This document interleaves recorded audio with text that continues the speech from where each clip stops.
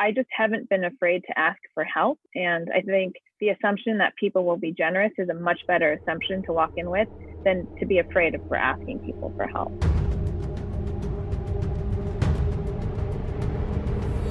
You got to pick yourself up, go backwards, and slam yourself at the wall like 500 more times until the wall crumbles. 25% of middle school girls already believe they'll never achieve their dream career. Hi, I'm Kara Goldin, founder and CEO of Hint. And you're listening to Unstoppable, a podcast spotlighting the journeys of inspiring entrepreneurs. I believe that at its core, leadership is about constantly learning from the people around you, and I'm so inspired by the conversations we're having in our upcoming episodes and can't wait to share them with you. This season, some of my guests include Rebecca Minkoff, fashion designer and founder of the Female Founder Collective, Diana Kapp, author of Girls Who Run the World, Andrew Dudham, founder of Hims, and Eugene Rem, co-founder of Rumble Fitness, and much, much more. Plus, we ask the million-dollar question, what does it really take to be unstoppable? Let's find out.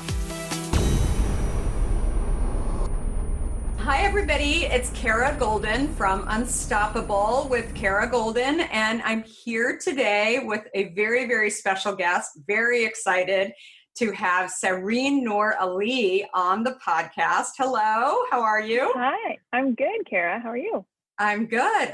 Sehreen is the co-founder of an incredible company called Visible Health. And if you aren't familiar with it, we're going to chat a little bit more about what she's up to. Sehreen and I actually are in this incredible list. It's called The List, and it was co-founded actually by Rachel Sklar and Gwyneth. And we are super, super excited that we were able to connect here. And I love what she's doing. And so I'm super excited to just let everybody know a little bit about what she's up to. So a little bit about just overall what Sehreen has been doing and where she came from, and a little bit about, overall what Visible Health is too. But first of all, I'm going to read a little bit about your background, which is so, so incredible. You're a graduate of Brown and Harvard, and then you started your career at the U.S. Department of State as a public servant and diplomat, helping execute President Obama's initiatives in entrepreneurship. Very, very exciting.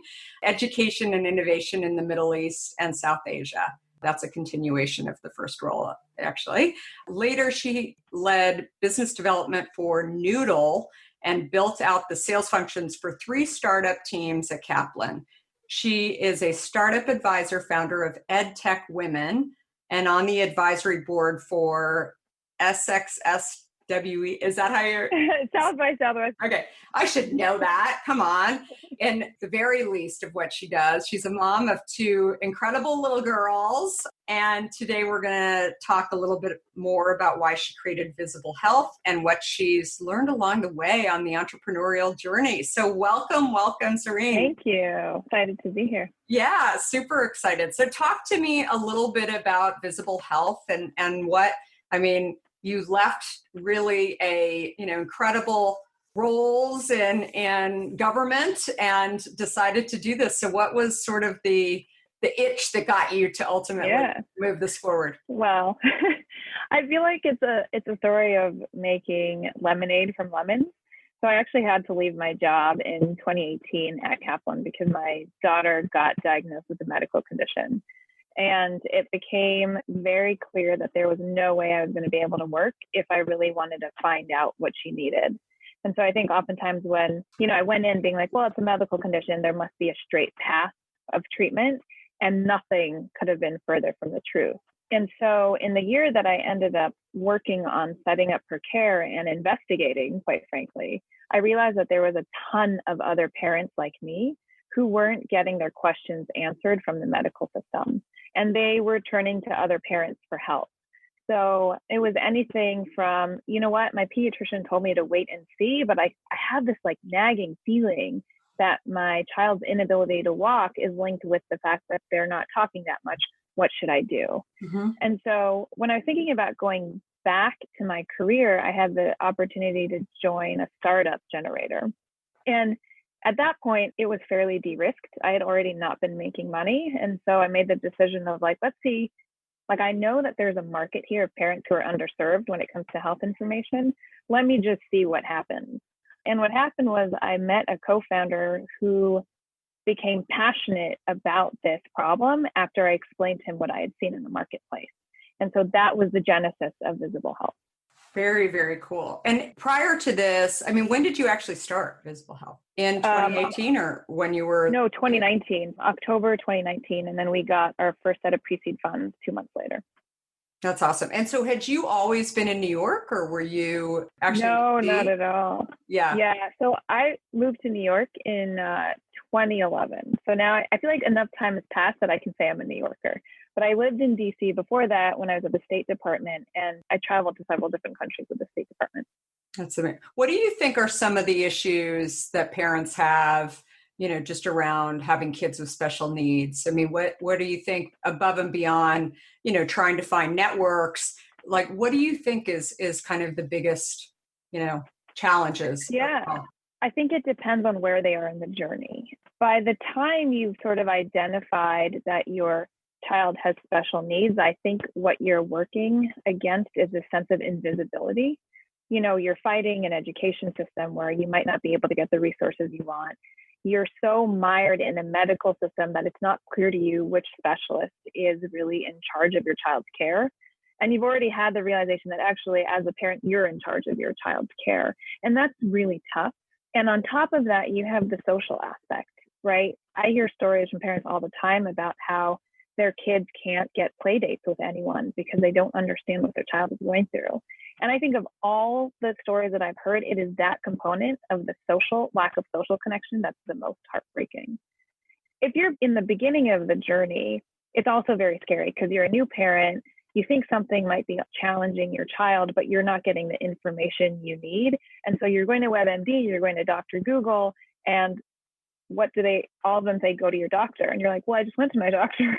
I'm like, what are you offering me in terms of additional information? And so that's a very scary, uncertain point too, but you're not so seasoned that you know where to go to yet. That's interesting. And so it's primarily parents, or like who's ultimately crowdsourcing into this? Yeah, it's parents. So one of our thesis is that the more information sources you have about health, the better, as long as it's data driven.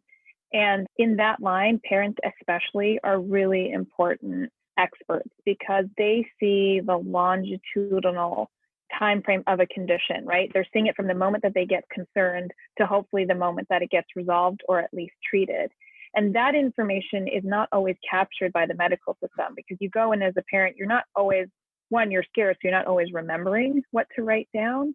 And two, as a parent, you're dealing with things that sit outside the medical condition, like medicine. So like for my daughter, for example, she gets speech therapy. And I remember talking to our speech therapist and asking her when we were doing research, like, what do you wish the medical system would tell a parent? She's like, I wish parents knew that there isn't any doctor who is a specialist on speech in the early days. Like your pediatrician isn't an expert on speech. ENT, not an expert on speech. A speech therapist is an expert on speech. And so crowdsourcing parents' expertise with all these different touch points of a treatment actually gives us more data points than if we just got, let's say, medical records. And so that's why it's so important for us to crowdsource the story from the parent and then use our matching algorithm to share that story with another parent.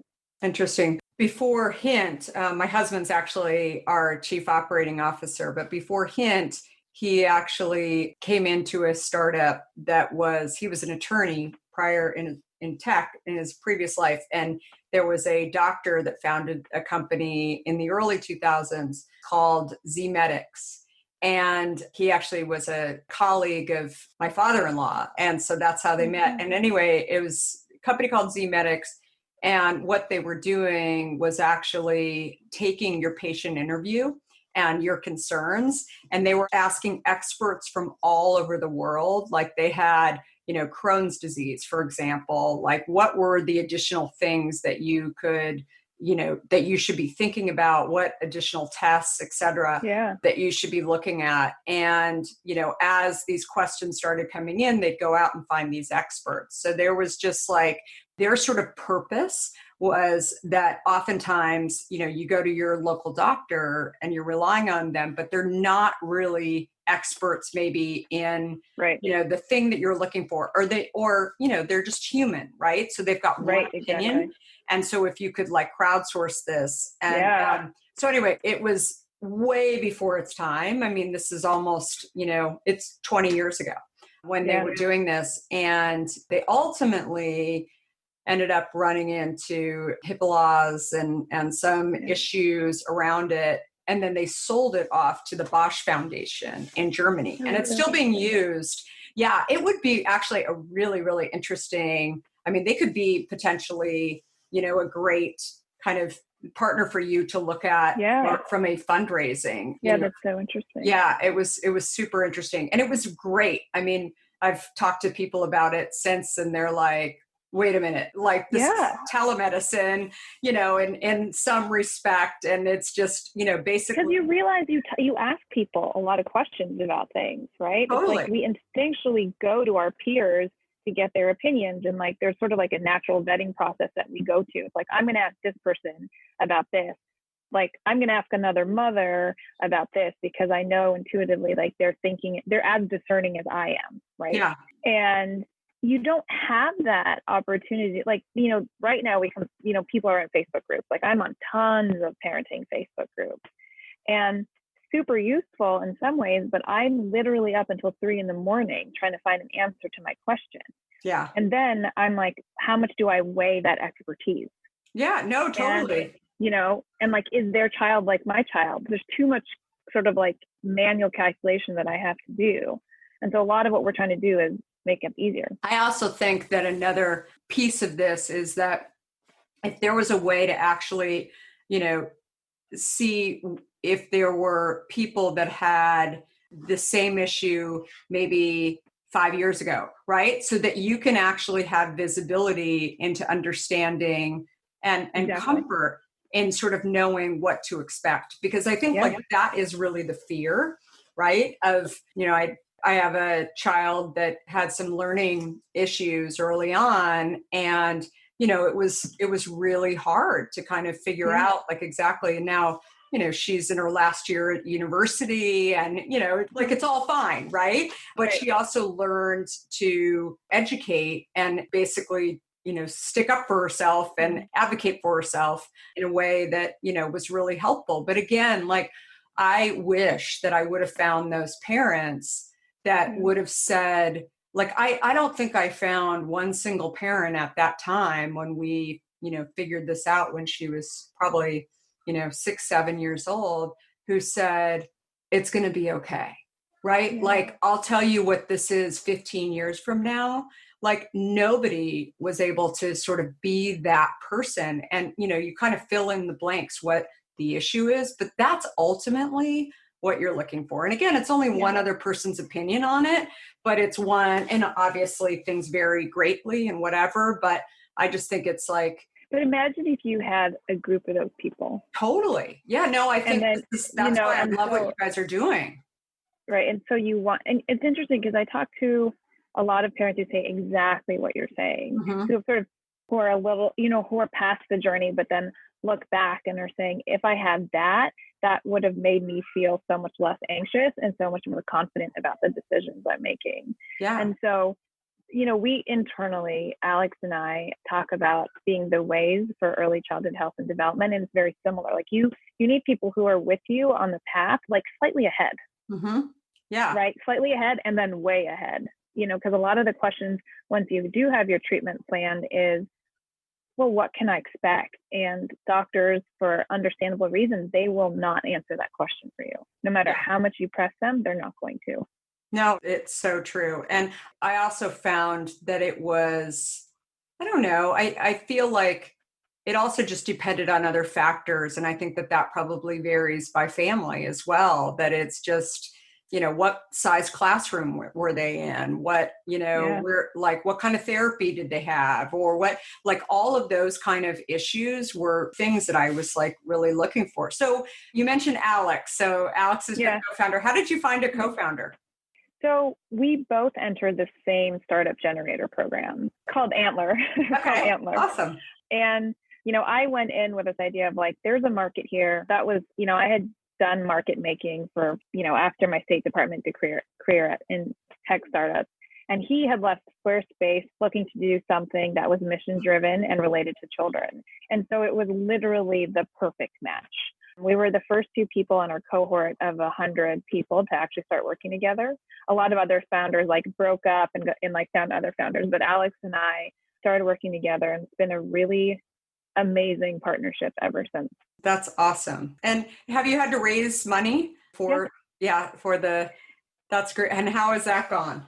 It's good. So Antler is one of our investors, and we were also one of only 2 teams to get investment from New Lab down in Brooklyn, the Innovation and Tech Center in Brooklyn. And so we're very proud of that.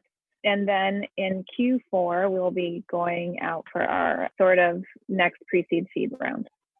And it's going fine. I mean, I think it's an interesting environment to be raising money.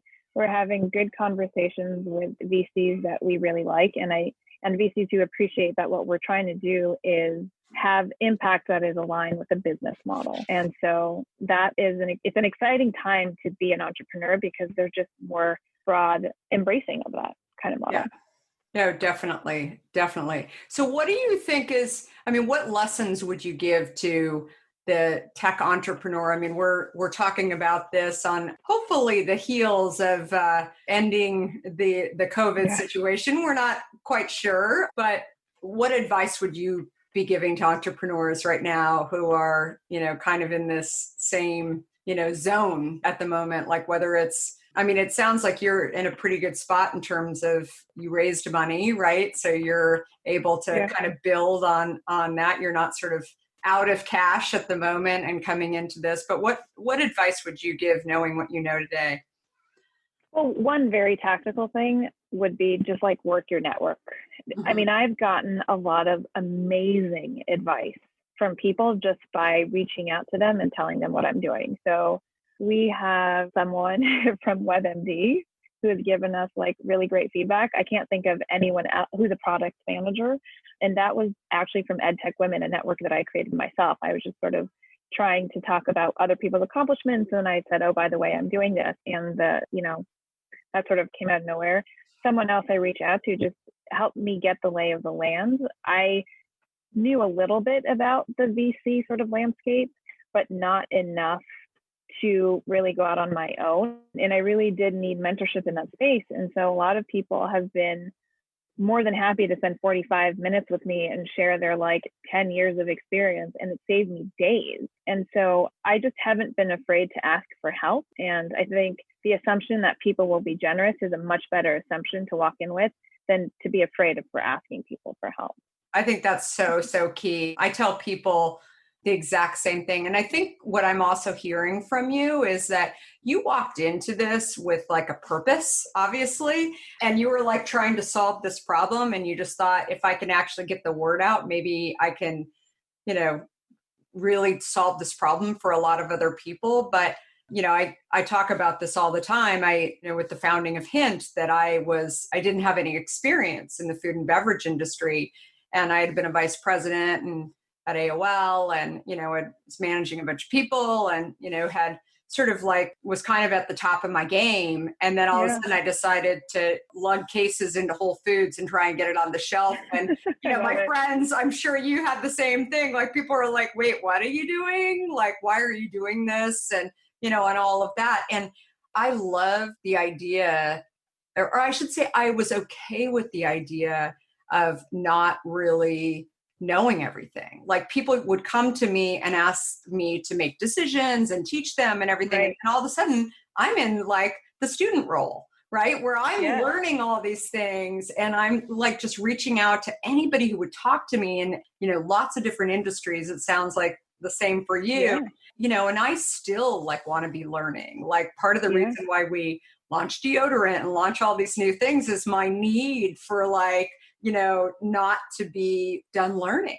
Right. And I feel like that is, the perfect entrepreneurial story, because when I hear entrepreneurs say in my space, like, when can I stop going in the back room and merchandising, product? I'm like, never. Like that. I mean, Yeah. I've been through this whole COVID. I've been spending every day, I'm going into stores to help the sales team so that they can call on less stores.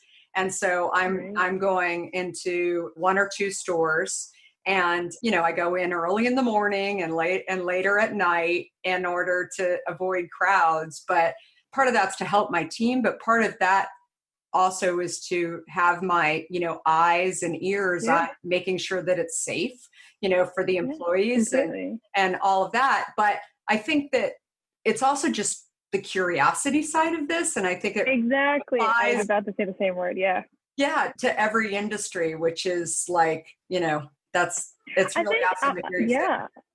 I have not been this engaged with my work maybe ever. Like, if I could, I would be working 24/7, like with joy, not because I had to, but like I genuinely love what we're doing. And I understand the road is going to be hard, and that's okay, because, every time, I sort of walked into this being like, there's a market, there's a market, there's a market. And proving that to multiple people gave me such deep satisfaction that it will probably stay with me for the rest of my life. And now when I talk to parents, and Alex and I talk to parents, and we hear these pain points, I think it just drives us so much more. And then the more you talk, the more pain points you see. And so like even testing with messaging has been a huge evolution. Like I thought I had it right like 6 weeks ago, and I probably think I have it right today. And I know I don't have it right, but it was like simple. Like we were sort of talking about parents of children with developmental delays. And then this week we were testing messaging on, have you ever been told by your pediatrician to wait and see? And did you decide not to? And like that hit a nerve with so many people. And like, even that's interesting. So what does that say about this person's emotional journey? Yeah. No, right. It's and how super interesting. Yeah. How do you use social media to kind of attract people and let people know what you're doing? So we're still fairly early days on that. Right now, we've been trying to engage on Facebook, and it's confirming what one of our initial hypothesis was, which was that parents would willingly give us medical information on their child. We've proven that many times over, and Facebook is the way that we did it, right? Because what's happening on Facebook is that there are parents who have a lot of questions and are looking for sort of peer emotional support, that it supersedes their fear about putting private data on Facebook. Who owns that data, right? And so that is a very interesting case study for us, because part of it is like, how many, like, I don't put that much information about my family on Facebook, but that sort of shows you the need. I think what we're trying to figure out is where else can we start getting in front of these parents? And I think it is actually more broadly parent-facing media and mom media, whereas initially I thought it would be more segmented. And of course, we have our own persona about that parent, but I think we need to go fairly broad. It's interesting. In the last year and a half, I've gotten really active on Twitter. And I love Facebook and Instagram and LinkedIn, but I've gotten really active on Twitter. And I think that it is a huge untapped market for what you want to do. Like it's just amazing how many people have these, things that they're trying to figure out. And there's so many people who there's so many resources. I mean, this is a crazy, crazy sort of analogy, but I had an issue with my Mac that I've been trying to figure out for the last 2 days, where the sound on videos on my YouTube and on my LinkedIn, just like it wouldn't come through. Did everything. Like I was like troubleshooting it. I was looking all over the internet, couldn't find it. Finally, at like 4:00 yesterday afternoon, I said on Twitter, hey, I've got this problem and no sound coming out of these videos, and it's coming out of Spotify, for audio, but it's not coming out of the videos. In 45 seconds, I had 2 programmers who sent me code to fix the problem. And I was kind of like, okay, all right. One of them is like, I looked at his profile. He had 35,000, users, and he was an engineer. And then another one was like, worked with Apple and anyway. That's amazing. No, it was amazing. And then they told me like I can barely code, but this was even much more advanced than I was even capable of. And so they told me, hit the toolbar, do this, wipe it. And I'm like, oh my God, like it worked. Like this is just, and again, it's the crowdsourcing. I'm also working on an initiative that I told the list about for clean water. And I have learned so much from people on Twitter as I announce this stuff. I'm looking, to really understand what's going on in Newark, and people are like, oh, here's some data, here's this. And it's amazing. And then, I'll also have people oftentimes DM me about very personal stuff that they saw my question. And I just I love Twitter so much for that reason that I just feel like they're there and they don't get credit for it because you always hear that there's the trolls and there are those people, but there's also these people where they really I think they can be a little more sophisticated too, if that makes sense. Not to say that Facebook isn't, but I bet you would find a pretty interesting audience. That's interesting. We should. Yeah, I've never quite cracked Twitter.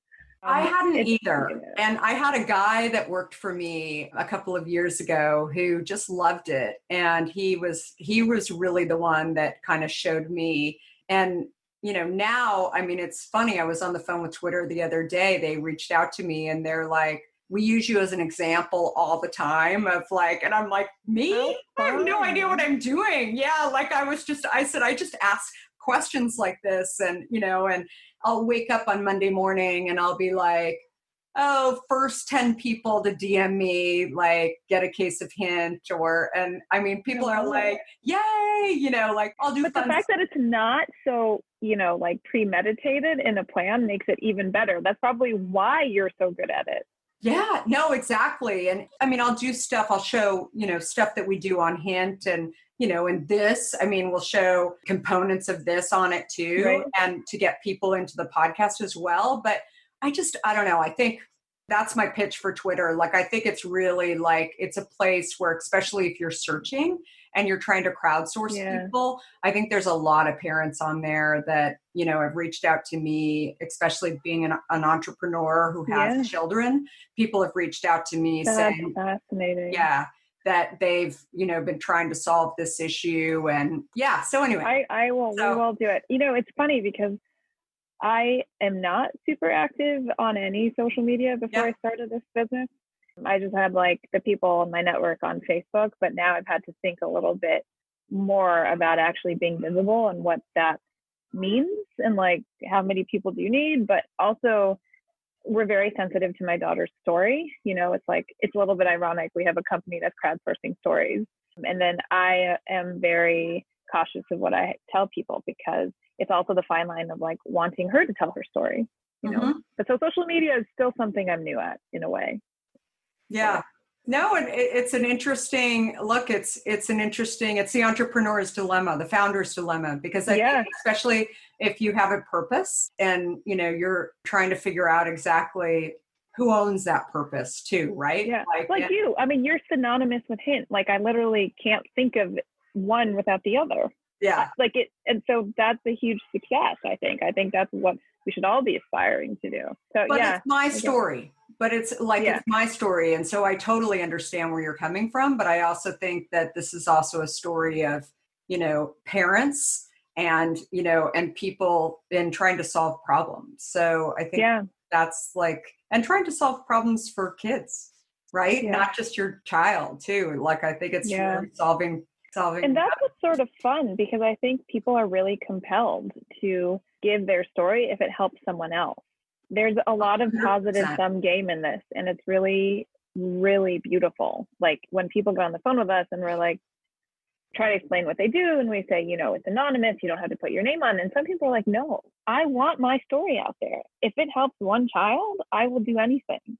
And so, we get to talk to these parents. And I think, one of the things I think about a lot is when I talk about them, what I wish people would know about parents who might otherwise be hidden to their communities or peers is how commanding they are of what the hell is going on with the medical system. I mean, it's almost like when you hear them talk, it's like, are you sure you're not a doctor? Because they've immersed themselves so much in trying to steer and navigate their child's care that it is hard to see them as anything but an expert with a lived condition. I don't know if that makes sense. No, right? yeah, it totally does. I mean, I think it's frightening, right? So it's really frightening. So you worked for President Obama and read that he recognized you as, do you want to talk a little bit about that? Like how amazing. Were you surprised on that day? I mean, that must have been just so I was surprised. cool. It was at a small event. And yeah, I told him, I got to tell him what I did. And he's like, thank you so much for your service. And it was about a specific project that we had worked on that was high profile. And so that was really fun. And at that point I was like, I'm done here. Like I can go start a new career. And so shortly after I actually did leave. Yeah, that's awesome. I actually worked under NACI. I don't know if you knew that. So, and I was, I didn't know that. So under Penny Pritzker. So I wasn't in the very beginning of it. I was in the last 6 months of the administration. And then I stayed on with President Trump for not very long.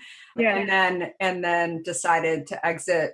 But it was amazing. I still go back to it. There were 30 of us in the group, and I still talk to a big chunk of those people and, in all different industries, and really smart, and ultimately trying to solve problems, right? Which like, I thought that was like a piece of government that I really appreciated, because I thought like, even if I don't know, there was this one guy, Joe, who I worked with, who was very focused on coal miners or former coal miners in West Virginia, and trying to figure out like, how do we build, that community back and figure out jobs. And again, like, I know nothing about coal mines. I've never lived in West Virginia. It didn't matter. Like, it was just the fact, like talking to somebody, here's what the issues are. Here's, and we'd brainstorm, well, could we do this? Could we do this? And anyway, it was super, it's incredible that, the State Department in the government is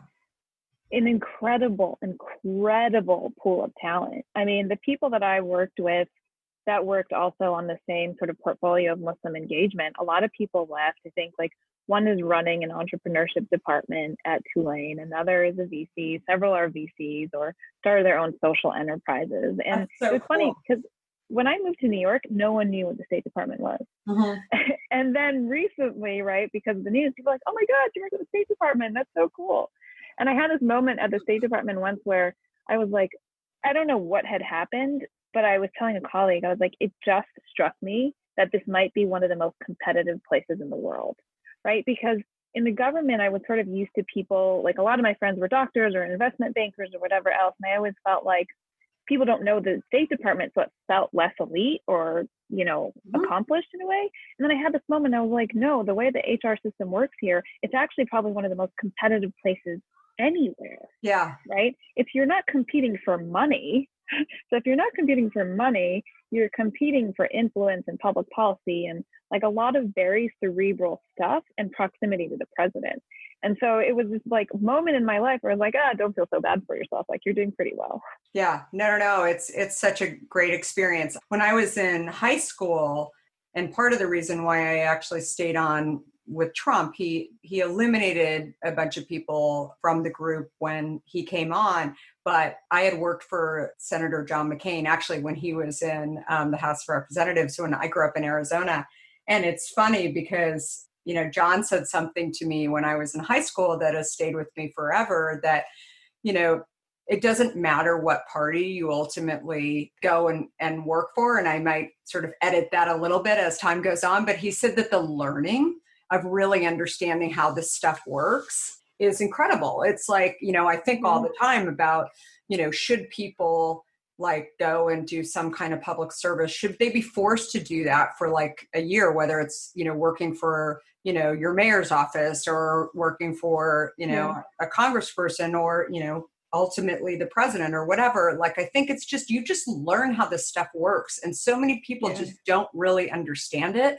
It's such a valuable lesson for everybody. And skill, right? Like totally. I think about being able to, I went from the State Department to doing BD and sales. I mean, like you can understand why that's like an obvious connection, but you learn to work with so many different people. And I worked in public diplomacy, and public diplomacy is like similar to like what public relations and partnerships would be in the private sector, right? So you're constantly trying to get people to sort of understand your policy, foreign policy, hopefully like America. Like there's just a lot of soft selling going on, and it's hard. Like it is much harder to sell foreign policy than it is to sell like, a product that you can buy off a shelf. And so I think what living in DC and working for the government does is like, you really do have to find a way to get along with everyone to get stuff done. And that's not, you learn that by practice. You don't learn that in school.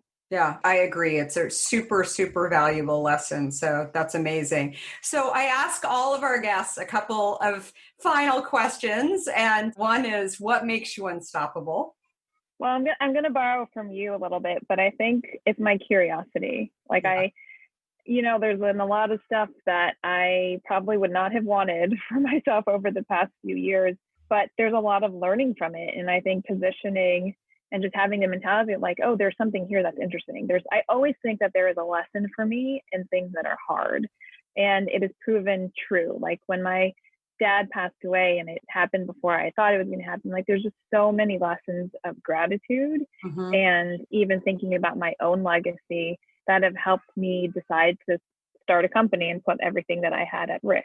That's awesome. So my podcast is obviously called Unstoppable. I have a book coming out in October called Undaunted. And so, and I see a lot of undaunted in you as well, because it's sort of this undaunted is just going and doing it. Yeah. And being okay with like, trying things and maybe they're not going to work. Maybe they're going to fail along the way, whatever. You're going different avenues and then you just keep going because it's this curiosity. Right? Yeah, you need the velocity of it. Yeah, I love it, which I love. And you're smiling, which is super, super awesome. And what is your favorite hint flavor? I feel like it's a toss-up. Yeah. I like the mango and the pineapple. I also really like the deodorant, I have to say. Oh, thank you. You get bonus round over there. I don't know. I'm sorry. I had to take it. It's pretty amazing. It's not easy to make a product like that. Yeah, no, it's such a great product. So where do people find you on social? So on the social that I am on, it's my full name at Sehreen Noor Ali on Instagram and Twitter. And we're migrating to a new name, hellosleuth.com, in the next few weeks for Visible Health. That's awesome. I'm going to get you going on Twitter. I'm going to start tagging you and pulling you into these conversations. I would love that. Yeah, because I think it's sort of what's needed. And I think you bring a lot of great perspective into this as well. That would be super, super awesome. And we also talked about, so the current name is Visible Health, but you're actually making a brand change, right? And to Sleuth. And which I think is such a great name as well. So it'll be available at what? It'll be available at hellosleuth.com. Hello Sleuth. Okay. Wonderful. And then right now it's at Visible Health. So wonderful. Thanks so much for making time to do this. And I'm so excited for everybody to hear your story, and definitely go to visiblehealth.com and then hellosleuth.com. And definitely if this community... visiblehealth.co. Sorry. Yeah, visiblehealth.co. And definitely check out what Sehreen is doing. So thanks, everybody. Yeah, it was so fun to be here. Thanks.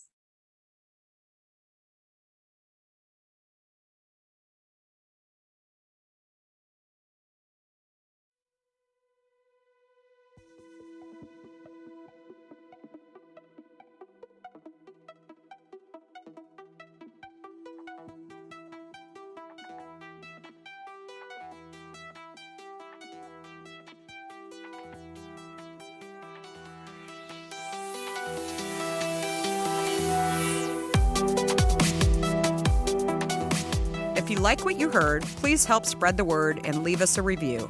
You can also follow along with me on Facebook, Instagram, Twitter, and LinkedIn at Kara Goldin. Do you have a question for me or want to nominate an innovator to spotlight? Please talk to me at Kara Goldin on Twitter.